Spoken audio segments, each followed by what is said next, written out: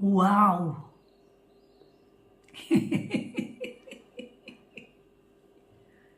יפה. תודה רבה. מה? תודה רבה. יפה מאוד. തതാ. നമുക്കപ്പോൾ ഈ മീൻകറി ഒന്ന് തയ്യാറാക്കി നോക്കിയാലോ. ഒരു പരന്ന പാന്, അധികം കുഴിയില്ലാത്തത്, അടുപ്പിൽ വെക്കാം. അത് ചൂടായി വരട്ടെ. ചൂടായി വരുമ്പോഴേക്കും നമുക്ക് സൺഫ്ലവർ ഓയിൽ ചേർത്ത് കൊടുക്കാം. നമ്മുടെ വീടുകളിൽ സൺഫ്ലവർ ഓയിലാണ് കേട്ടോ മീൻകറിക്ക് ഉപയോഗിക്കുന്നത്. ഇനി ഒരു 10-12 അല്ലി വെളുത്തുള്ളി നമുക്ക് ചേർത്ത് കൊടുക്കാം. ഒന്ന് ഇളക്കി പച്ചമണം ഒന്ന് മാറി വരുമ്പോഴേക്കും ഒരു മുറി സവാള ചേർത്ത് കൊടുക്കാം. നമ്മുടെ സവാള ഒന്ന് പച്ച മാറി വന്ന് ബ്രൗൺ ഷെയ്ഡിലേക്ക് പോകണ്ട, ഈ പരുവത്തിലായി വരുമ്പോഴേക്കും ഒരു ക്യാരറ്റ് തോലൊക്കെ കളഞ്ഞ് കനം കുറച്ച് നീളത്തിലരിഞ്ഞ് ചേർത്ത് കൊടുക്കാം. ക്യാരറ്റിന് വേവ് കൂടുതലാണ് കേട്ടോ, അതുകൊണ്ടാണ് നമ്മളിങ്ങനെ നീളത്തിൽ കുഞ്ഞു കുഞ്ഞായിട്ട് അരിഞ്ഞ് ചേർക്കുന്നത്.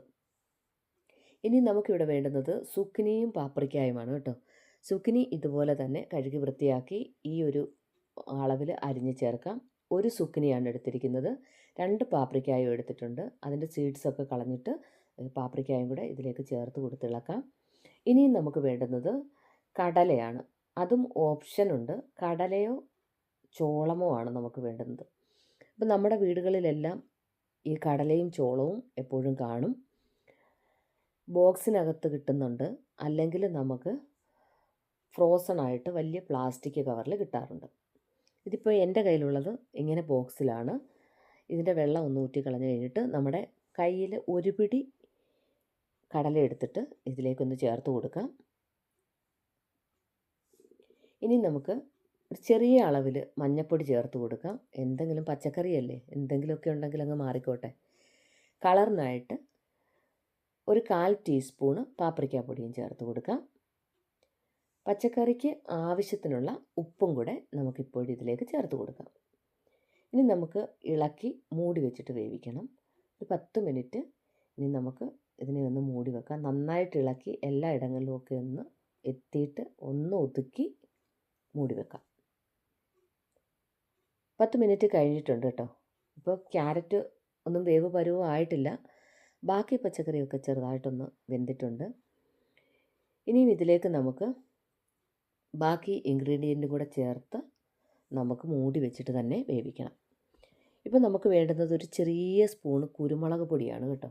അത് ഒരു ടേസ്റ്റിന് വേണ്ടി നമ്മൾ ചേർക്കുന്നു എന്നുള്ളതേ ഉള്ളൂ. എല്ലാ വീടുകളിലും എരിവ് ഇഷ്ടമല്ല. വീടുകളിൽ വേണമെന്നുണ്ടെങ്കിൽ മാത്രം കുരുമുളക് പൊടി നിങ്ങൾ ചേർത്താൽ മതി. ഒരു മീഡിയം തക്കാളിക്ക നീളത്തിൽ അരിഞ്ഞിട്ട് ചേർത്ത് കൊടുക്കുക. നമ്മുടെ തക്കാളിക്ക പേസ്റ്റ് ഒരു ബോക്സ് ചേർത്ത് കൊടുക്കാം. ഇനിയും ഇതിനെല്ലാം കൂടെ ഒന്നും കൂടെ ഇളക്കി എല്ലാ ഇടങ്ങളിലും ഒന്ന് എത്തിപ്പിച്ച് യോജിപ്പിച്ചിട്ട് 10 മിനിറ്റ് വീണ്ടും മൂടി വെച്ചിട്ട് തന്നെ വേവിക്കണം.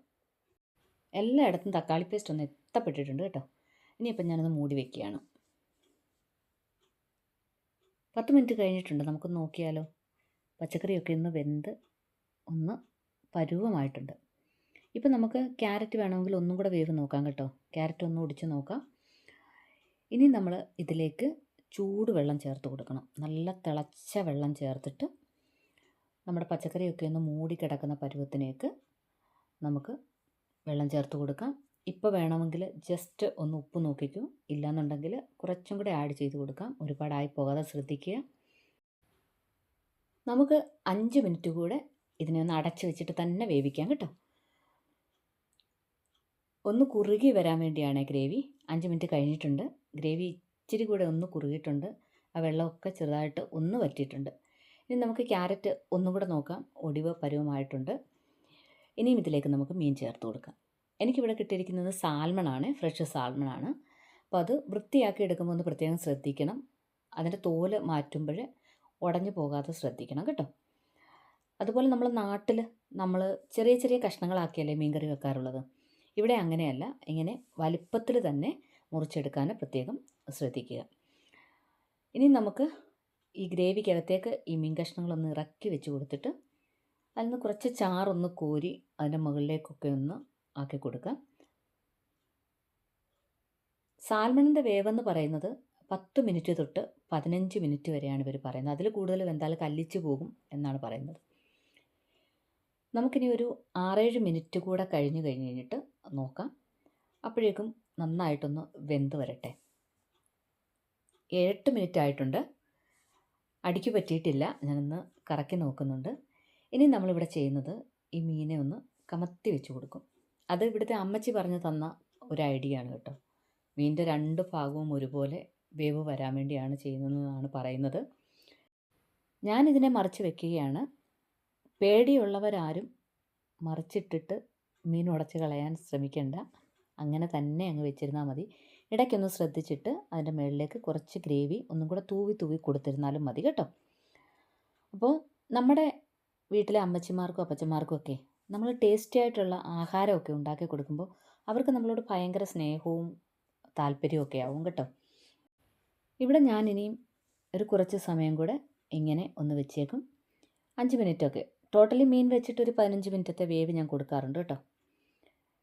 മീൻകറി ഇവിടെ റെഡിയാണ്. അപ്പോൾ ഇന്ന് ഉച്ചയ്ക്ക് ഞങ്ങളുടെ ആഹാരം ഇതൊക്കെയായിരുന്നു. സിമ്പിളാണ്. നമുക്ക് ഒരു കറി ഉണ്ടാക്കിയാൽ മതി. മീനിന് ഇവിടെ സൈഡ് ഡിഷായിട്ട് എടുക്കുന്നത് ബ്രെഡാണ് കേട്ടോ. അത് നിങ്ങൾ ശ്രദ്ധിച്ചാൽ അറിയാം. നമ്മുടെ വീടുകളിലെല്ലാം നമ്മൾ കാണാറില്ലേ, ശബാത്തിൻ്റെ അന്ന് വൈകിട്ട് നമ്മുടെ വീടുകളിൽ മീൻകറിയും ബ്രെഡുമാണ് ആദ്യമായിട്ട് അവർ കഴിക്കുന്നത്, കുറച്ച് സാലഡും. അപ്പോൾ ഞാൻ എൻ്റെ അമ്മച്ചിക്ക് ഉച്ചക്കത്തേക്ക് കൊടുക്കുകയാണ്. ഇന്ന് ഞങ്ങൾ 2 പേര് മാത്രമേ ഉള്ളായിരുന്നു. ചില ദിവസങ്ങളിൽ നമ്മളിതുപോലെ ഫുഡ് പുറത്തുനിന്ന് വാങ്ങാറുണ്ട്. ഇന്ന് ഞാൻ പറഞ്ഞു ഇന്ന് നമുക്ക് മീൻകറി ഉണ്ടാക്കാമെന്ന് പറഞ്ഞു. അമ്മച്ചിയും സമ്മതിച്ചു. അങ്ങനെ ഞങ്ങൾ ഇന്ന് മീൻകറിയും ചെറിയ സൈഡ് ഡിഷുകളും ഒക്കെ ആയിട്ട് ഞങ്ങൾ അങ്ങ് ആഘോഷിച്ചു. അപ്പോൾ ഇതൊക്കെയാണ് നമ്മുടെ ഇസ്രായേലിലെ വീടുകളിലെ നല്ല വിശേഷങ്ങളൊക്കെ.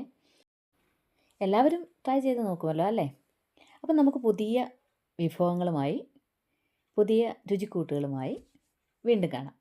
അതുവരേക്കും എല്ലാവർക്കും നല്ലൊരു ദിനം വീണ്ടും ആശംസിക്കുന്നു. ബൈ.